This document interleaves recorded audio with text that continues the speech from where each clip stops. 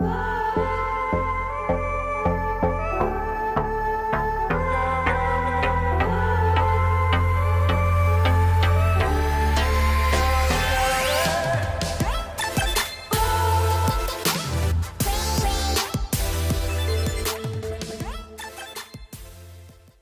bisa cerita sedikit mengenai sebagai Abang Dion budayawan dan spiritual sendiri, mungkin bisa dijelasin Bang secara singkat, secara profil diri Abang seperti apa sih Bang? Ya, mungkin ada beberapa teman-teman bertanya, kenapa kok saya disebut budayawan dan spiritual? Karena jujur saja dalam hal masalah mistik ini kan, saya tidak merasa bahwa saya seorang paranormal, tapi saya lebih mengena bahwa sesuatu peristiwa itu ada latar belakang sejarahnya, entah bentuk apapun. Maka saya lebih senang dibilang budayawan. Kebetulan saya juga diberikan penghargaan doktoris honorisnya juga masalah kebudayaan. Spiritual itu adalah sesuatu yang memang mendekatkan diri kepada Tuhan. Jadi artinya budayawan dan spiritual. Jadi saya melihat dari latar belakang sejarah saya, mungkin dari masa kecil saya sampai sebesar ini, alhamdulillah berhubungan dengan makhluk-makhluk asal itu dari umur 8 tahun. Dan pada saat itu di daerah yang saya tinggal saya kecil di Pasar Minggu, yang dimana daerah pada saat itu tahun 70-an itu masih pohonnya besar-besar ya, dan masih daerahnya boleh dibilang jin buana anak. Dan saya merasakan dari kecil itu bisa berhubungan dengan mereka-mereka, bukan dengan secara pikir tapi secara fisik gitu, berteman dengan makhluk itu. Oke. Tapi dari Bang Dion sendiri memiliki hal-hal kelebihan seperti manusia biasanya itu, merasa gimana sih Bang? Ada segi pro kontra dalam diri sendiri kah atau seperti apa Bang? Ya sebenarnya kalau dalam secara kehidupan saya sehari-hari kan saya kehidupan normal, saya bukan paranormal, tapi saya seorang pengacara, saya seorang ketua umum artis. Ya sebenarnya hidupnya normal-normal aja. Tapi karena saya alhamdulillah diberikan Allah mungkin amanah bisa melihat sesuatu, jadi adalah bagian dari kehidupan lain. Sehingga bagian kehidupan lain adalah merupakan suatu habitat saya yang memang secara siklus saya alami tiap hari. Nah, ketika persoalannya sekarang adalah bahwa saya merasa bisa atau tidak yang menilai orang lain. Saya nggak bilang bahwa saya bisa menyembuhkan, bisa semua itu kan karena Allah ya. Terus melihat sesuatu yang gaib, sedangkan yang gaib itu kan haknya Allah Subhanahu wa Ta'ala. Tapi ketika memang saya diberikan sesuatu yang kelebihan, mudah-mudahan insya Allah ada fadilah, artinya ada fungsi kegunaan untuk orang lain, misalnya untuk menyembuhkan dengan izin Allah karena Allah bisa menyembuhkan, atau bisa melihat sesuatu yang perlu mungkin diberikan sesuatu yang bisa tempat gaib atau lokasi yang gaib, tapi kita bisa bicara sama mereka agar manusia harus hati-hati lihat sini ya, bukan tahu sama mereka tapi kita punya aturan-aturan atau norma-norma itu. Tapi saat 8 tahun kan Bang Dion memiliki kecil ini, gimana Bang pengalaman yang menarik dari segi-segi mistis atau apa itu seperti apa Bang? Ya, saya waktu kecil itu mungkin ini ceritanya bahwa pernah dihukum ayah saya, ditaruh di sumur saya itu pertama kali. Nah, ketika saya ditaruh di sumur saya kan tua ya, itu saya anak kecil namanya dihukum di sumur kan takutan malamnya. Rupanya orang tua saya itu tak lupa nutup gitu.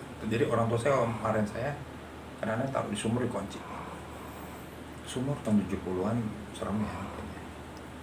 Nah, pada saat ketika itu karena saking takut sama anak kecil sama air, suara timbaan, nah datanglah makhluk itu datang, namanya saya kencing-kencing ya, takut mendekat ya. Suatu saat setelah esoknya lagi saya merasakan kok kayak ada yang ngikutin saya gitu. Nah, saya waktu di kali gitu ya, jalan di kali, saya melihat kok ada yang ngikutin saya di belakang. Pokoknya kayak teman kembar gitu, kemana dia ada dia di belakang, ada saya di samping, dia di samping gitu aja. Nah, itu yang hal pertama. Terus yang kedua, saya akhirnya bisa bicara sama mereka. Misalnya saya habis diomelin, dimarahi orang tua, atau dikeroyok teman-teman. dia mempunyai empati gitu, ya udah kan gitu. Jadi kayak teman aja gitu. Maka ketika waktu SD saya dibilang orang gila, suka ngomong sendiri. Nah itu akhirnya jadi bulian ya sebenarnya. Jadi saya masa kecil kena bulian sampai SMP itu ya, kalau nggak salah saya suka ngomong sendiri gitu. Jadi saya kalau mau tidur atau mau apa, ngobrol sama mereka teman saya itu bisa itu suka ngomong sendiri aja. Jadi ya udah kayak teman aja. Mungkin kalau dari kacamata orang lain sama saya gila gitu ya, atau depresi, tapi bagi saya enggak, itu ada teman. Oke. Plus minusnya sendiri memiliki nilai plus dari spiritual itu apa Bang? Biar Kita karena kita takutin sesuatu yang belum terjadi, suka ada bayangan terjadi. Jadi bukan kita mendahulukan Allah ya subhanahu wa ta'ala, tapi itu diberikan oleh Allah. Bisa lihat teman atau sesuatu yang berperistiwa, jadi kayak kok ngeliat ke depan, kayak film gitu. Dan memasuki suatu alam sesuatu, misalnya alam yang gaib, saya sudah kayak tiap hari saya dari umur SMP sampai sekarang, saya itu tiap hari masuk dimensi. Tidak pernah otak saya, demi Allah itu Rasulullah, saya mengatakan itu karena saya benar ya, tidak pernah saya istirahat tiap malam.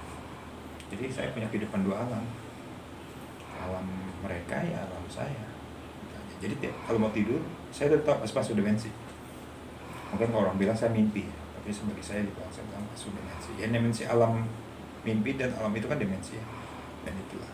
Nah, kadang-kala memasuki tempat suatu rumah yang atau tempat lokasi yang baru, saya lihat masa lalunya, lalu masuk asli di alam gaib. Jadi alam dunia itu kan ada alam gaib juga kan. Nah itu kadang-kadang itu aja merasakan bahwa begitu capeknya kadang-kadang ketika masuk ke alam itu. Jadi boleh dibilang saya alhamdulillah bukan pernah, bahkan ya sudah bagian dalam kehidupan saya masuk alam gaib. Gitu aja. tapi pernah merasakan kayak merasakan diri ini menjadi tolak pikir secara normal nggak sih Bang, dengan memiliki hal nilai plus dari diri abang yang bisa memasukin ke dunia alam lain gitu Bang? Ya kadang-kala saya dibilang orang gila, dibilang orang tukang bohong. Jadi misalnya contoh gini, saya membaca orang, misalnya, saya membaca diri saya. Suatu saat pernah dibully saya, waktu saya hidup susah ya, saya kan dari hidup orang susah gitu. Saya membaca ke depan bahwa saya akan seperti ini, dibilang tukang bohong, gila, bisa dari kecil gitu. Lu nggak punya sepeda aja misalnya gini gitu ya. Gue punya sepeda, entah sepeda gue warna biru. Itu kayak dilihat film. Nah, saat itu mau dibully, tapi tiba-tiba Allah kasih setelah berjalan berapa bulan tuh itu punya sepeda itu gitu.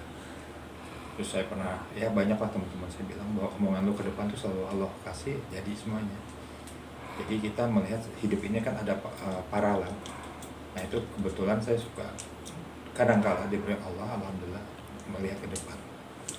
Itu yang kadang-kala bisa melihat maaf gitu.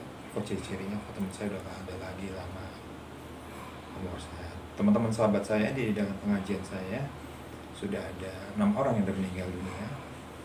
Dan rata-rata alhamdulillah ya saya memberikan gambaran. Misal si A segini, si B gini, si C. Bahkan kita pernah ngomong di antara kita nanti kalau kita nggak ada kita saling berkunjung. Dari 6 orang tinggal saya sendiri, tinggal 2 yang udah meninggal. Itu kayak begitu. Oke. Tapi apa Bang, secara pribadi real mendapatkan atau memiliki hal seperti itu, ada efek tersendiri nggak sih Bang bagi diri sendiri dan keluarga, plus minusnya sendiri? Keluarga saya kadang-kala mungkin melihat saya aneh ya sehari-hari, kadang-kala saya suka menyendiri, kadang-kadang suka ngomong, kadang-kadang saya suka ngomong ke depan tentang keluarga anak saya misalnya, kamu tuh tadi gini-gini gitu. Nah itu kadang-kadang capek kita lihatnya, aduh kenapa harus ngomong ya gitu, sebenarnya nggak perlu ngomong baik sama istri dan sebagainya. Dan kadang-kala juga kita melihat sesuatu itu, entah teman, entah suatu kerjaan saya, nanti saya akan begini gitu.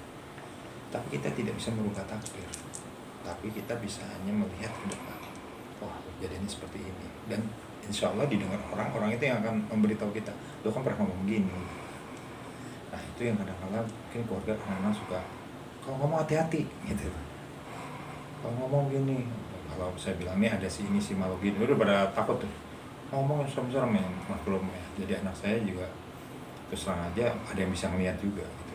Jadi kita berusaha juga jangan sampai dia bisa ngeliat sekali gitu, karena capek kalau melihat gaib itu, karena gaib itu sifatnya mendadak, duduk di sana berdiri di sini tiba-tiba begini. Kalau jantung kita kuat saya nggak apa-apa.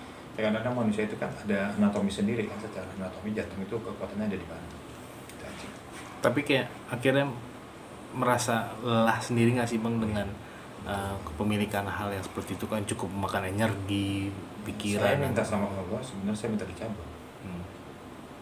Jujur, saya cerita. Saya suka berdoa, ya Allah kalau mau cabut, cabut. Itu saya pengen manusia biasa, Pak. Tiap hari itu saya capek. Bayangin aja dari umur sampai saat ini ya, hampir 30 tahun. Saya nggak berhenti itu tiap malam. Jadi kalau mau tidur takut saya. Karena kalau masuk tidur, bensin masuk. Nah, balik laginya ini capek. Kalau balik lagi, kalau saya jalan-jalan terus, tiba-tiba dianggap mati, dianggap nggak ada, padahal jalan-jalan. Nah, itu 30 tahun saya. Nah, saya udah coba ke guru-guru saya, semuanya ke dokter, nggak ada yang bisa ngobatin. Mau pakai cara relaksasi, saya alhamdulillah di umroh dia gitu. Di sana juga. Jadi di mana pun tempatnya saya seperti itu. Jadi saya terima aja pasrah, ya udah. Nanti kalau malam mau tidur tuh, kalau udah ketemu teman-teman gitu ya, ngobrol, senang saya. Makanya saya senang ngobrol. Tapi kalau udah tidur diem, nah mau tidur takutan saya. Udah habis ini apa ya dimensinya. Tapi kalau bangun udah bersyukur, balik lagi. 30 tahun saya seperti itu. 30 tahun. Cukup lelah berarti Bang, ingin mengakhiri kah atau ingin Nah itu tadi saya minta sama Allah, ya Allah cabut. Karena ini pengen kayak orang biasa, kata teman-teman saya, gue tidur gak pernah mimpi, gue tidur tuh biasa-biasa aja. Tapi saya dengar cerita orang aja, oh enak banget ya kayak orang-orang itu gitu. Tapi kenyataannya saya tiap hari begitu, mau capek, mau badannya kayak apa, tetap masuk dimensi. Sejam aja diem, udah dimensi udah. Nah dimensi itu kan ketika roh kita keluar, kalau Allah nggak lindungin kita, ya kita bilang mati suri kan. Nah itu 30 tahun ya. Lebih Bang. Nah, mengenai anak yang tadi Abang bilang sempat kayak mendapatkan atau bisa seperti Abang sendiri, gimana Bang?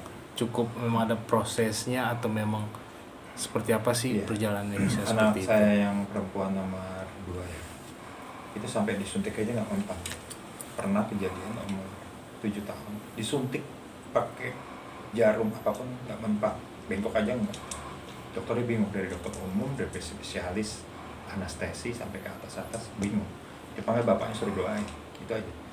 Kan bingung, nomor 7 tahun disuntik nggak mempan. Ya saya juga terasa, waduh ini menjadi apa nih anak, masa anak cewek kita anti kebal. Terus yang kedua, dia kalau sakit dia ngeliat hitam ada yang bentuk ini nah, itu kasihan dia, takut sarafnya nggak kuat, itu yang berbahaya. Nah, makanya saya minta sama Allah, ya udah. Makanya kalau tidur kita rame-rame karena dia sensitif. Anak saya semuanya sensitif semua. Yang laki juga gitu, tapi alhamdulillah udah saya tutup. Yang laki juga gitu, kalau kecil lihat kuburan dia udah tahu kabur, dia nutup karena dia lihat banyak gitu. Akhirnya saya tutup semua. Jadi saya juga bingung kenapa ya anak saya nurunin gitu kan ya. Nah, itulah akhirnya saya berpikir ya udah nih apa ya, karunia Allah, dan terima aja lah kodratnya gitu. Bang, dari segi kepemilikan Abang sendiri di luar manusia biasa sendiri, itu ingin maksudnya ada hal yang menjadi plus minus buat bantu orang atau menolong orang nggak sih Bang? Jadi saya dulu kan suka ngobatin. Kalau ngobatin orang sakit itu macam-macam. Ada yang sakit secara fisik maupun mental ya. Tapi saya berpikir, saya kan duduk sebagai seorang pengacara gitu, seorang notaris waktu itu. Jadi bisa membagi antara pikiran itu kadang-kadang berat gitu, antara dunia dan akhirat. Tapi saya bersyukur saya tidak membebani pasien gitu. Kalau mau ngasih syukur enggak juga apa-apa. Tapi kalaupun berat saya nggak mampu, ya nggak mampu gitu. Misalnya nggak mampu, bukan nggak mampu, mungkin membutuhkan energi yang besar ya. Tapi alhamdulillah selama pasien-pasien datang ke saya itu dengan izin Allah ya, rata-rata puas lah gitu ya, nggak usah berkali lagi datang gitu. Ya, saya cukup pakai ramuan, saya kan mengobati juga ada ramuan alam, pakai tumbuh-tumbuhan, pakai akar, pakai air zam-zam, pakai daun kelor dan sebagainya dulu ya. Cuma sekarang ini kan karena saya banyak menggeluti di dunia pengacara, saya enggak. Tapi saya kadang-kadang masih ngobatin, bisa ngoperasi gitu ya. mau operasi tumor gitu, ya udah saya pakai alat beneran kayak alat dokteran, pakai obat bius, pakai apa dan sebagainya yang memang ya sampai terjadi infeksi. Tapi sejak itu alhamdulillah ya sampai saat ini ya pasien-pasien saya merasa bersyukur lah. Terus kalau memprediksi sesuatu ya saya jangan bilang percaya sama saya, percaya sama Allah gitu. Kita kan hanya membawa perkiraan itu hanya kerangka, tapi takdir hanya Allah yang punya kan gitu ya. Jadi saya jangan bilang jangan lu musyrik, siapapun tuh keputusan dari Allah, nggak ada yang bisa tahu manusia. Cuma ciri-ciri yang kita tahu, misalnya kalau kita berangkat ke kantor ya sebaiknya jangan pada saat ketika kita kurang tidur, kan wajar gitu ya, contoh gitu. Kalau nggak tidur nanti lu bawa mobil nggak niat nabrak.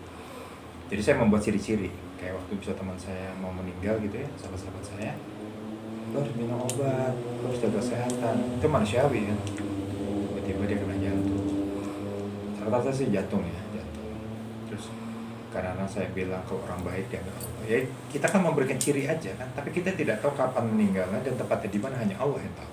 Cuma kita memberikan gambaran aja. Pengalaman paling menarik saat berspiritual untuk diri sendiri apa sih, Bang? Saya ketemu Ratu Kuntilanak yang paling saya dan ini nanti film saya yang akan saya siapkan untuk judul Ratu Kuntilanak.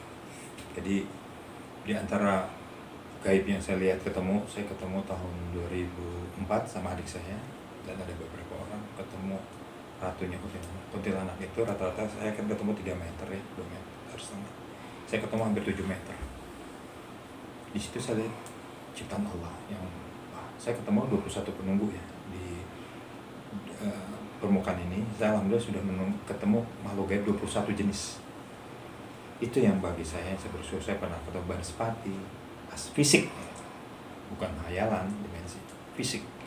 Genderuwo fisik, ketemu kuntilanak fisik, ketemu tuyul ya fisik, ketemu jelangkung, ketemu jerangkung, ketemu kedeblok ya, ketemu macam-macam lah.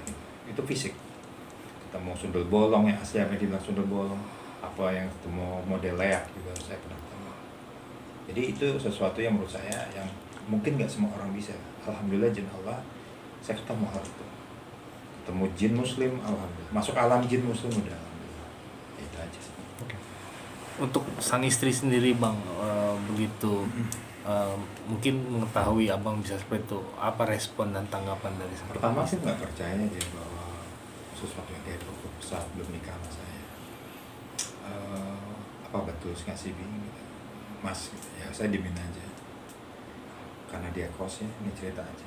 Tiba-tiba malam bulan puasa juga telepon saya malam-malam nangis.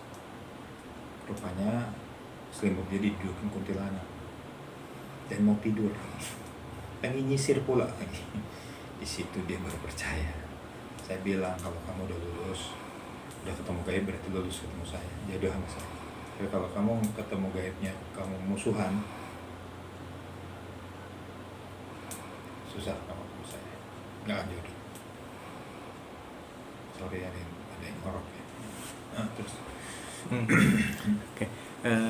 Harapan untuk abang sendiri ke depan dengan memilikinya hal seperti ini, apa harapan ke depan abang?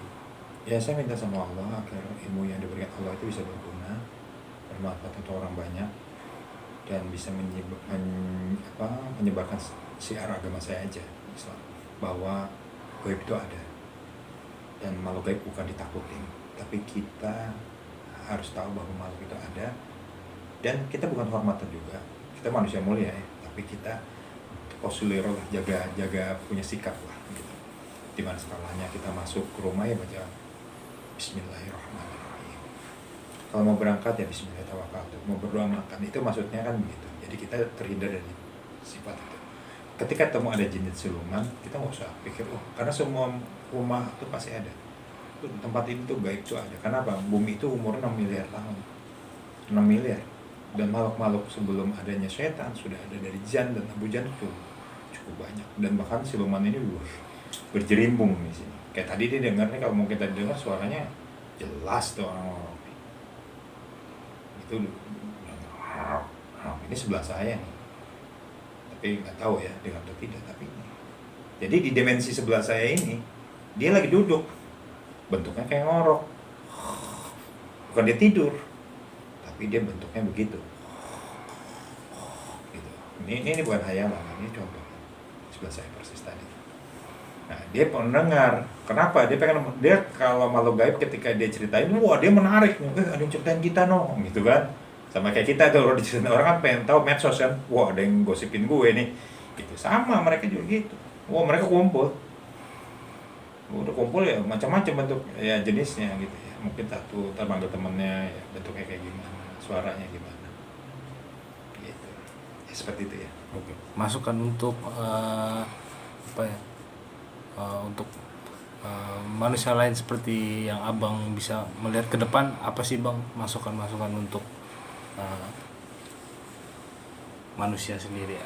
Ada sarankah atau masukan untuk kehidupan ini sendiri? Jadi gini, sebenarnya kita membaca ke depan itu bukan kita mendahului Allah, tapi harus punya firasat. Bahasa firasat kan harus ada. Firasat itu harus hati-hati. Misalnya kita mau pergian, kita harus hati-hati.